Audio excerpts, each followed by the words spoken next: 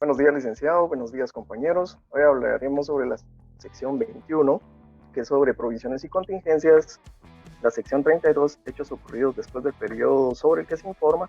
Sección 20, arrendamientos. Y la sección 28, beneficios a empleados. Somos el grupo A2 y sus integrantes son Melanie López, Odra Palencia, Jonathan Lima y Sergio Rivera. Provisiones. Son pasivos de cuantía o vencimiento incierto.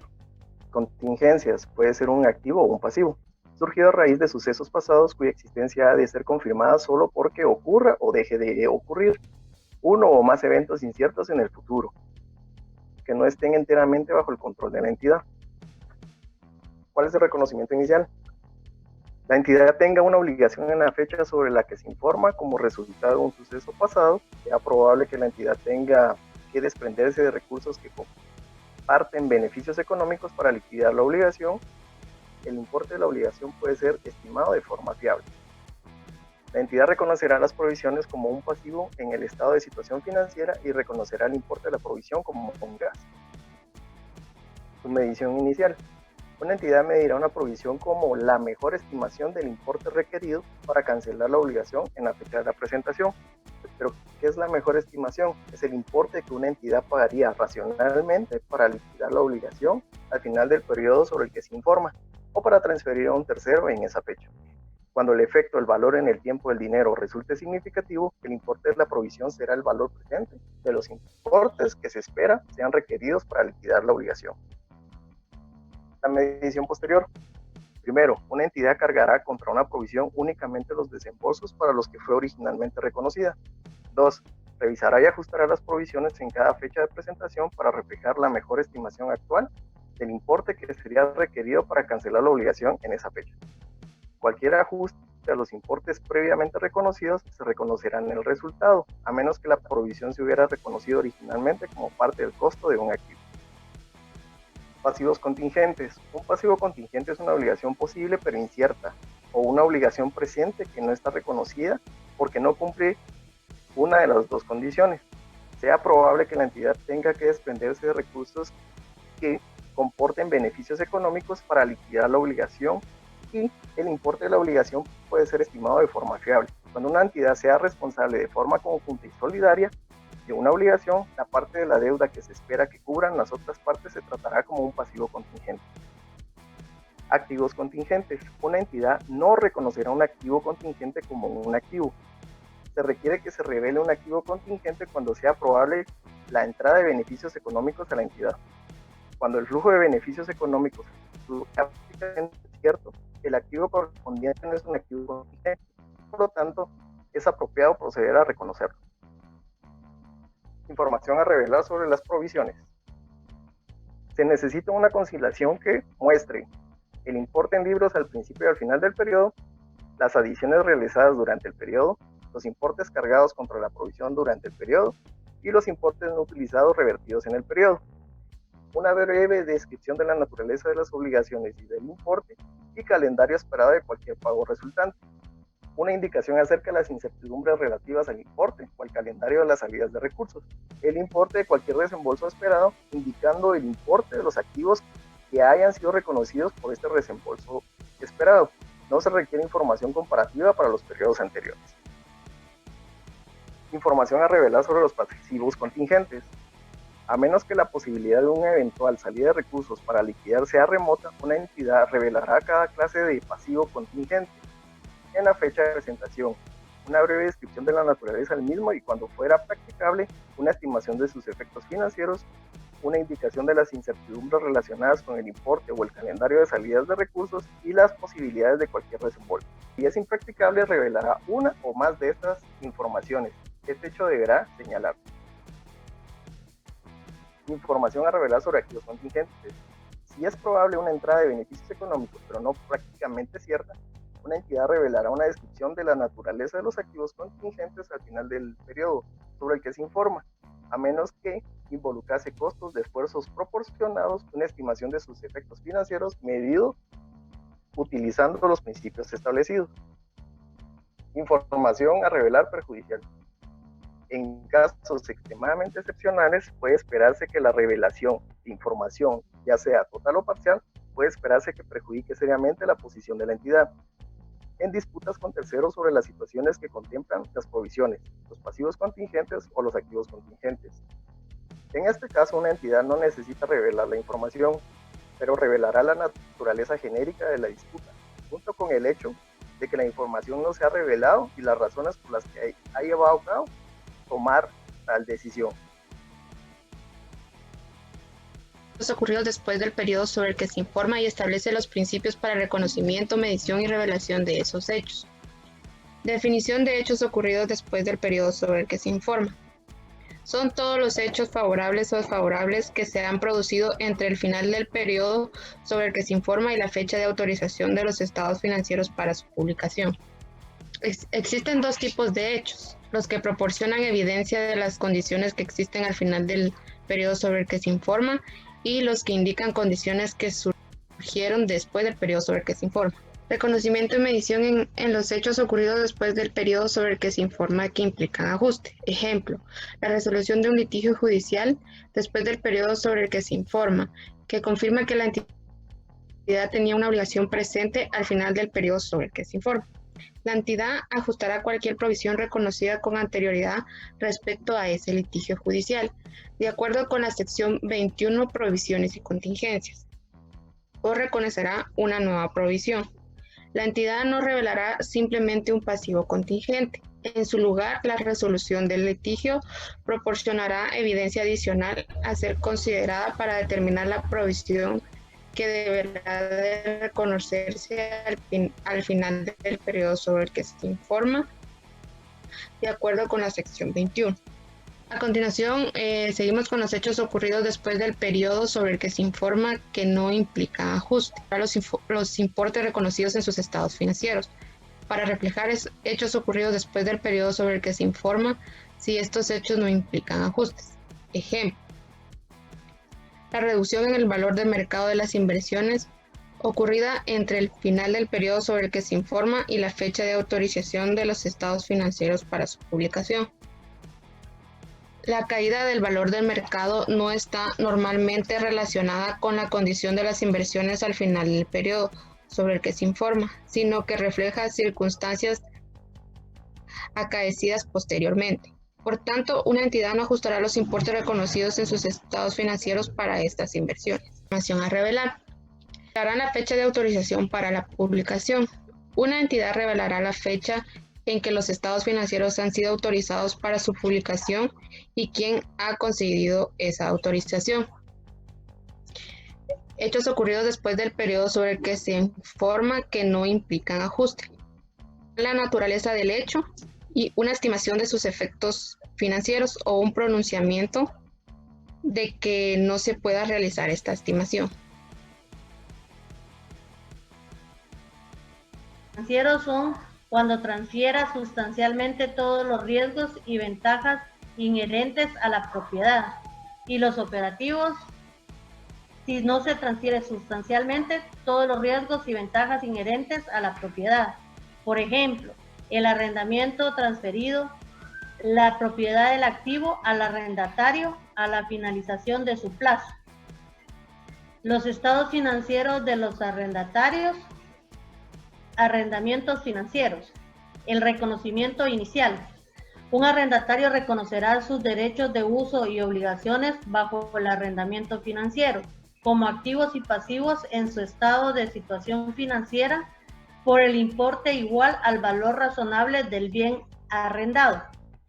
El valor presente de los pagos mínimos por el arrendamiento debe calcularse utilizando la tasa de interés implícita en el arrendamiento. Medición posterior. Un arrendatario repartirá los pagos mínimos del arrendamiento entre las cargas financieras y la reducción de la deuda pendiente utilizando el método de intereses efectivo. Un arrendatario cargará las cuotas contingentes como gastos en los periodos en los que se incurran. Información a revelar. Para cada clase de activos, el importe neto en los libros al final del periodo sobre el que se le informa. El total de pagos mínimos futuros del arrendamiento al final del periodo sobre el que se informa para que cada uno de los siguientes periodos puede ser hasta un año, entre 1 año y 5 años y más de 5 años. Arrendamientos operativos. Reconocimiento y medición. Un arrendatario reconocerá los pagos de los arrendamientos bajo arrendamientos operativos a lo largo de la duración del arrendamiento de forma lineal, al menos que otra base sistemática sea más representativa del patrón de tiempo de los beneficios del usuario. Incluso si los pagos no se realizan sobre esa base, información a revelar. Un arrendatario revelará la siguiente información para los arrendamientos operativos: el total de pagos futuros mínimos del arrendamiento bajo contrato de arrendamiento operativo no cancelables para cada uno de los siguientes periodos: hasta 1 año, entre 1 año y 5 años y más de 5 años. Los pagos por arrendamiento reconocidos como un gasto y una descripción general de los acuerdos del arrendamiento significativos. Arrendamientos financieros, reconocimiento y medición. Un arrendador reconocerá en su estado de situación financiero los activos que mantengan en arrendamiento financiero y los representan como una partida por cobrar por un importe igual al de la inversión neta en el arrendamiento. La inversión neta en el arrendamiento es la inversión bruta en el arrendamiento del arrendador, descontando la tasa de interés implícita en el arrendamiento. La inversión bruta en el arrendamiento es la suma de los pagos mínimos a recibir por el arrendador bajo un arrendamiento financiero y cualquier otro valor residual no garantizando que corresponda al arrendador. Medición posterior. El reconocimiento de los ingresos financieros se basará en un patrón que refleje una tasa de rendimiento periódicamente constante sobre la inversión financiera neta del arrendador en el arrendamiento financiero. Los pagos del arrendamiento relativos al periodo, excluidos los costos por servicios, se aplicarán contra la inversión bruta en el arrendamiento para reducir tanto el principal como los ingresos financieros no ganados. Conocimiento y medición. Un arrendador presentará en su estado de situación financiera los activos sujetos a arrendamientos operativos de acuerdo con la naturaleza del activo. Un arrendador reconocerá los ingresos por arrendamientos operativos, excluyendo los importes por servicios tales como seguros o mantenimientos, en los resultados sobre una base lineal o a lo largo del plazo del arrendamiento, a menos que otra base sistemática sea representativa del patrón de tiempo de beneficios del arrendatario procedentes del activo arrendado, incluso si el cobro de los pagos no se realizan sobre esa base o los pagos del arrendador se estructuran en la forma que se incrementen en línea con la inflación general. Información a revelar. Un arrendador revelará los siguientes información para los arrendatarios operativos: los pagos futuros mínimos del arrendamiento en arrendamientos operativos no cancelables, de ventas por arrendamiento posterior, venta por arrendamiento posterior que da lugar a un arrendamiento financiero.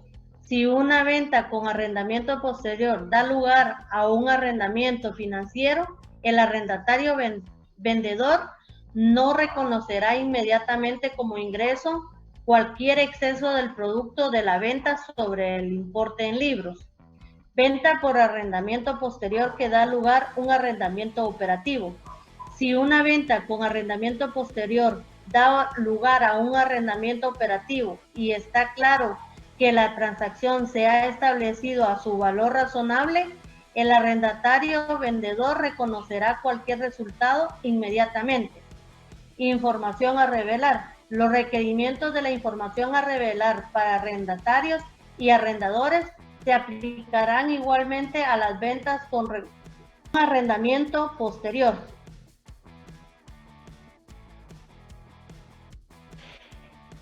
El alcance de esta sección nos indica que comprende todos los tipos de contraprestaciones que la entidad proporciona a los trabajadores, incluyendo administradores y gerentes a cambio de sus servicios.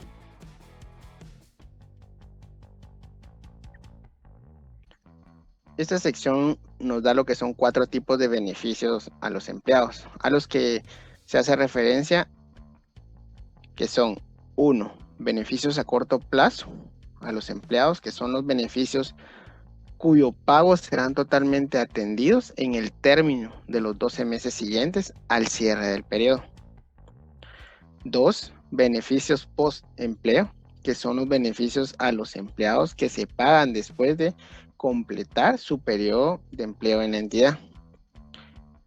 3. Otros beneficios a largo plazo para los empleados, que son los beneficios a los empleados cuyo pago no vence dentro de los 12 meses siguientes al cierre del periodo en el cual los empleados han prestado los servicios. Y 4. Nos habla de los beneficios por terminación, que son los beneficios por pagar a los empleados como consecuencia de 2 puntos. 1. La decisión de una entidad de rescindir del contrato de un empleado antes de la edad normal del retiro. Y 2. Una decisión de un empleado de aceptar voluntariamente la conclusión de la relación de trabajo a cambio de esos beneficios. Nos habla del principio de reconocimiento general para todos los beneficios a los empleados.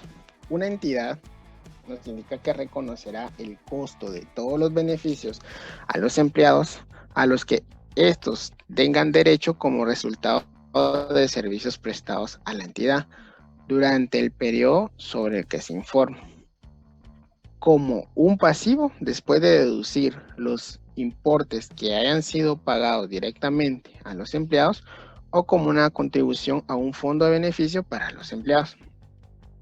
También nos indica que puede ser como un gasto, a menos que otra sección de esta NIF requiera que el costo se reconozca como parte del costo de un activo, tal como inventarios o propiedad, planta y equipo.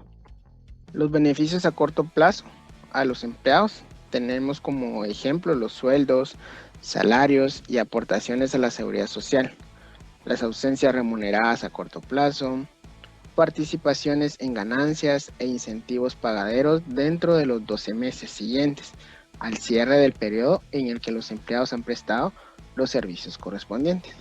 Y también nos indican los beneficios no monetarios a los empleados actuales, ausencias a corto plazo remuneradas. Nos indica que una entidad puede retribuir a los empleados por ausencia por varias razones, incluidos los permisos retribuidos por vacaciones anuales y las ausencias remuneradas por enfermedad.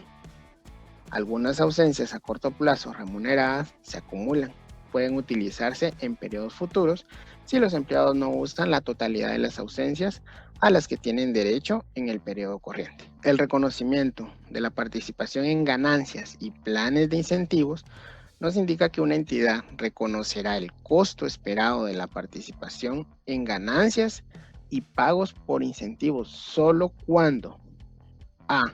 La entidad tenga una obligación implícita o actual legal de realizar estos pagos como resultado de un suceso pasado, y b.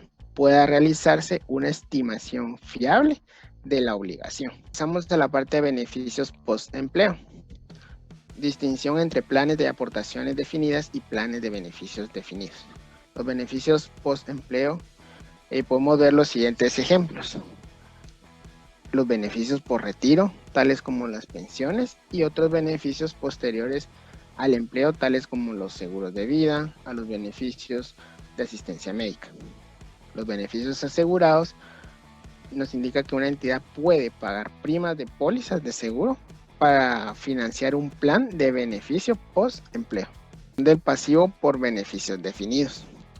Una entidad medirá un pasivo por beneficios definidos correspondientes a sus obligaciones bajo planes de beneficios definidos por el total neto de los siguientes importes. A. El valor presente de sus obligaciones bajo los planes de beneficios definidos, y B. El valor razonable en la fecha sobre la que se informa de los activos del plan.